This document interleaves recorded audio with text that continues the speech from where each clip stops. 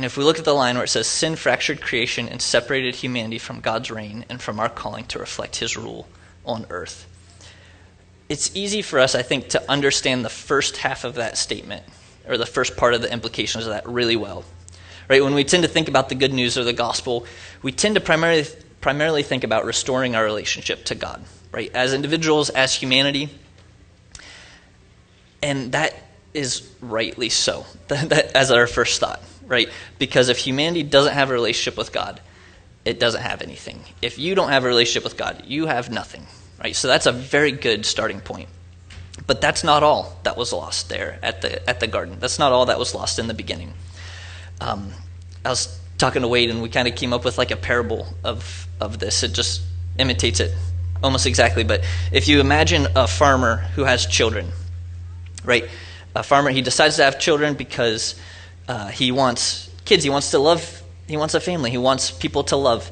But he also wants children to share in the family work, right? So there's like kind of a two-part thing why you want to grow your family, especially if you have a vocation.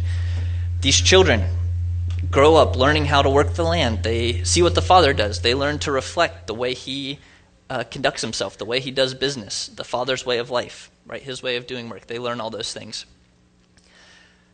But what if one day the children quit and they end up walking off the farm? Okay, if they quit and they walk off the farm, they run away. They reject their father, right? There's a break in their relationship there, right? But they also leave their job. They leave their purpose. They leave their calling. And that's exactly what we see happen in the biblical narrative, right? We don't just lose a connection with God. We lost our place in his work, okay?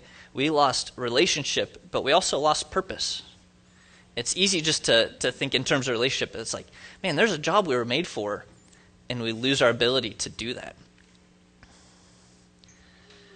You know, I think one of the biggest questions anybody will face in life, whether you know God or not, is, why am I here? Right? What's my purpose? Why was I created? What am I doing here? And the first answer to that question is found in being restored to God the Father relationally. Right? You were made to be in a relationship with him. You are here to be a son or daughter of God. But humanity was also created to be image bearers of God, not just to be part of the family, but to join in the family mission.